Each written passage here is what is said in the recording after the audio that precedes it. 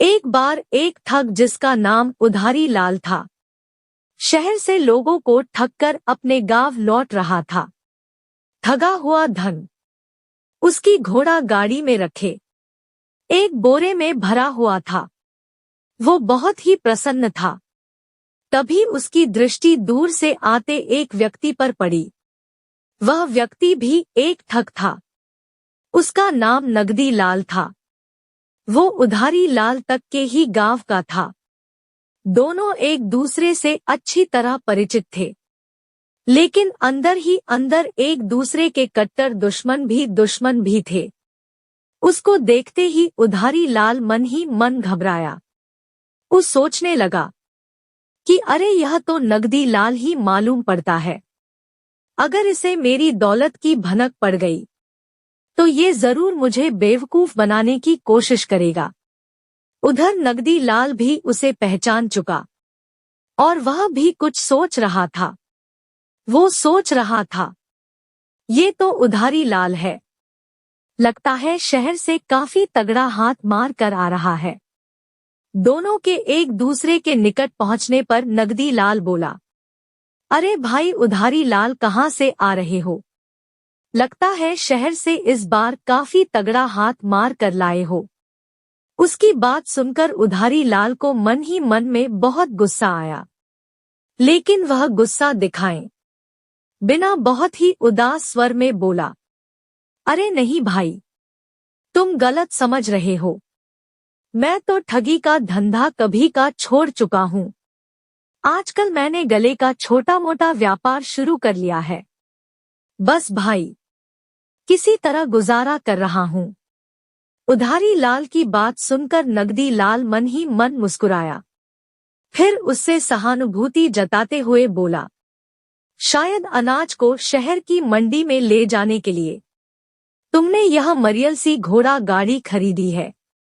इस पर उधारी लाल ने कहा, हाँ भाई, लेकिन आज तो इस मरियल घोड़ा गाड़ी की तरह ही मेरी किस्मत भी खोटी निकली। अनाज की एक ही बोरी लेकर शहर गया था और वो भी नहीं बिकी।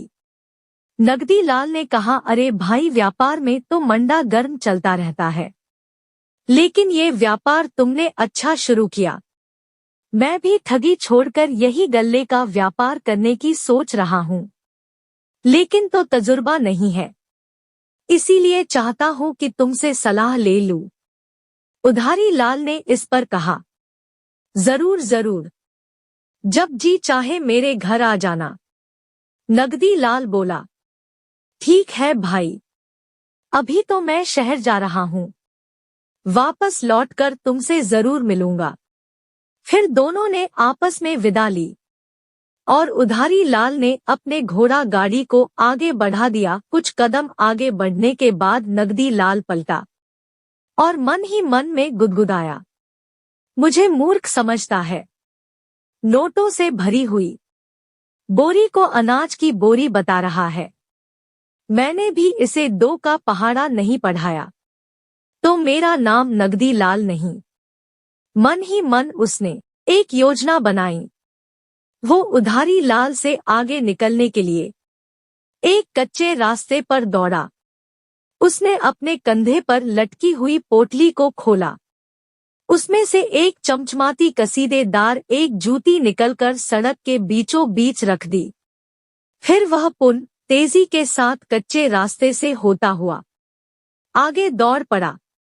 काफी दूर निकालने के बाद वह पुन सड़क पर पहुंचा और अपनी पोटली से जोड़ी की दूसरी जूती भी निकालकर सड़क के बीचों बीच रख दी।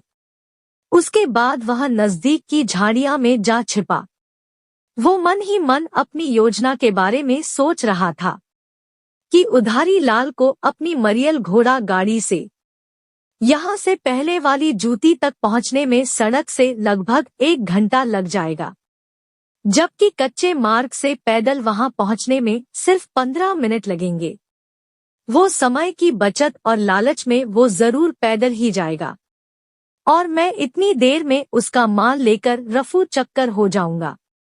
थोड़ी देर के बाद उधारी लाल पहले वाली जूती के पास पहुंचा तो उसे देखा ही रहा। तुरंत घोड़ा गाड़ी से उतरकर उसने जूती उठाई और दूसरी जूती के लिए इधर-उधर नजर दौड़ाने लगा। लेकिन जब उसे दूसरी जूती आसपास कहीं दिखाई नहीं दी, तो वह जूती को वहीं पर छोड़कर घोड़ा गाड़ी पर चढ़कर आगे बढ़ गया। लगभग 1 मील आगे बढ़ने पर उसे सड़क के बीचों बीच दूसरी जूती भी चमकती हुई दिखाई दी। उसे देखने के बाद वह मन ही मन सोचने लगा कि अरे, यह तो पहले वाली जूती की ही जोड़ीदार मालूम पड़ती है। मैं भी कितना मूर्ख हूँ। यदि वो जूती भी उठा लाया होता तो अब मेरे पास एक कीमती और सुंदर जरी की काम वाली जूतियां का जोड़ा होता।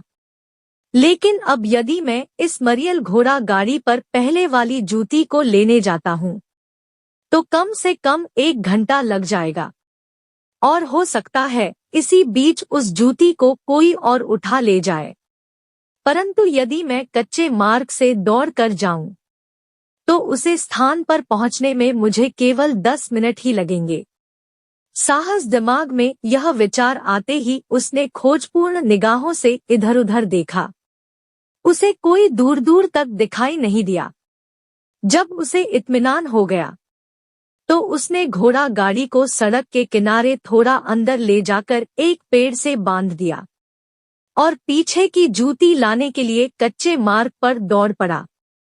उधारी लाल के वहां से जाते ही नगदी लाल झटपट झाड़ियां से बाहर आया और नोटों से भरी हुई बोरी को अपने कंधों पर लादकर सरपट अपने घर दौड़ गया। घर पहुंचने पर उसने अपनी पत्नी को सारी बात बताई। फिर जल्दी से अपनी पत्नी से बोला, अब तुम जल्दी से सारे धन को भूसे के ढेर में छुपा दो। मैं बाग के अंधे कुएं में जाकर छिप जाता हूँ। उधारी आए तो कह देना कि शहर गए हैं और अभी तक लौटे नहीं हैं। पत्नी ने सब कुछ समझकर कहा, ठीक है, तुम किसी बात की चिंता ना करो, मैं सब संभाल लूंगी। उधर जब उधारी लाल जूती को लेकर वापस लौटा तो घोड़ा गाड़ी में नोटों से भरी हुई बोरी को गायब देखकर उसे बेहोशी आने लगी। लेकिन जल्दी उसने अपने आप को संभाला। उसे समझते देर ना लगी कि यह सारी करस्तानी उसे ठग नगदी लाल की ही होगी। फिर वो घोड़ा गाड़ी पर सवार होकर नगदी लाल के घर की ओर चल पड़ा। काफी देर बाद शाम को वो नगदी लाल के घर पहुंचा।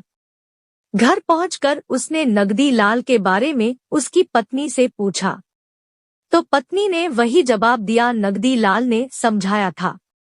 उधारी लाल को समझते देर ना लगी कि नगदी लाल की पत्नी साफ झूठ बोल रही है।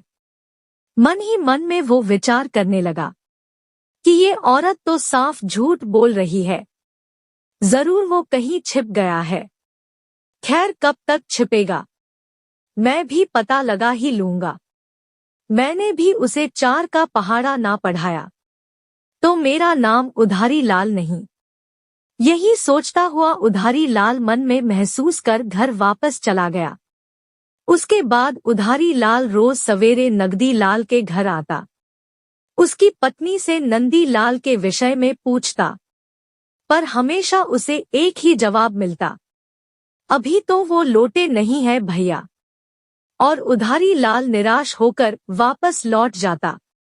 कुछ दिन बीतने के बाद उधारी लाल ने नगदी लाल की पत्नी पर नजर रखने की ठान ली। उसने एक दिन देखा कि नगदी लाल की पत्नी हाथ में एक पोटली लेकर कहीं पर जा रही है। उधारी लाल उसका पीछा करने लगा।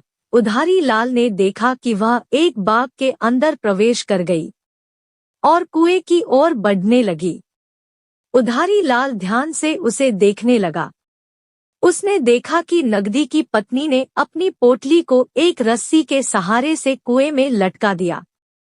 उधारी समझ गया कि नगदी उस कुएं में है।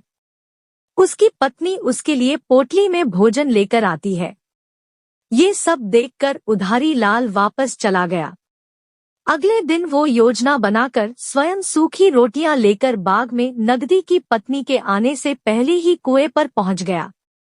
फिर उसने भी पोटली को रस्सी के सहारे लटकाया और नगदी की पत्नी की आवाज निकालते हुए बोला, रोटियां ले लो जी।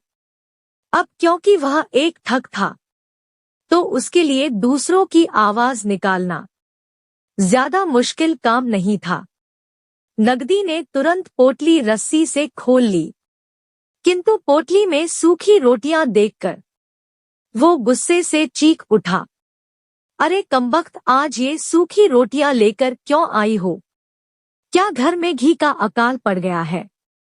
उधारी ने तुरंत उसी आवाज में कहा, घी का अकाल तो नहीं पड़ा, लेकिन पैसों का अकाल जरूर पड़ गया है।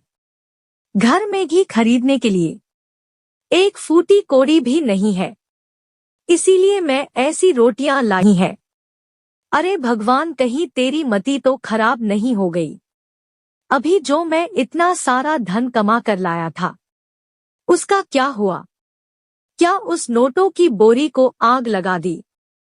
नोटों की बात सुनकर उधारी लाल की आंखों में चमक आ गई, लेकिन अपनी प्रसन्नता को दबाते हुए उसने उसी आवाज में कहा, वो लेकिन मैं तो भूल गई हूँ।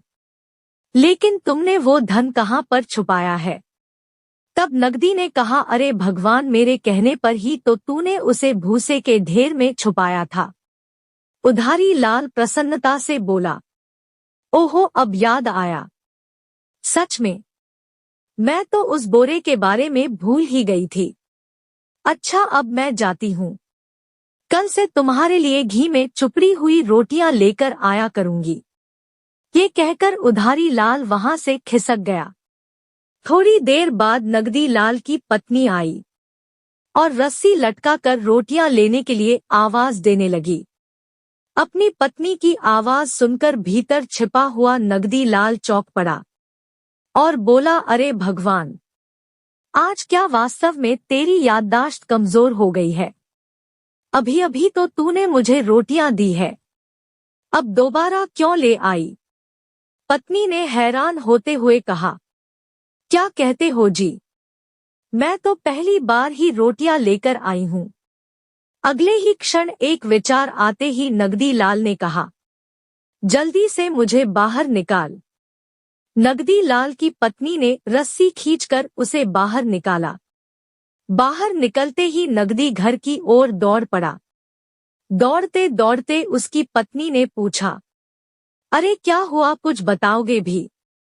नगदी लाल ने कहा, बोलो मत, चुपचाप मेरे पीछे चली आ। मुझे लगता है सब गुड़ गोबर हो गया। घर पहुंचते ही सचमुच नगदी लाल ने अपना माथा पीट लिया। उसकी पत्नी ने आश्चर्य से कहा, हाय, वह नोटों की बोरी कहाँ गई? तब नगदी लाल बोल पड़ा, अरे गई नहीं, बल्कि वह उधारी का बच्चा हमें कच्चा देकर गया। अफसोस तो ये है कि मैंने अपने भी कुछ पैसे उसमें रख दिए थे, वह भी चले गए, और साथ ही साथ मेरी कीमती जूतियां भी इसी चक्कर में चली गई। और इस तरह से एक ठग ने दूसरे ठग से अपना बदला ले लिया।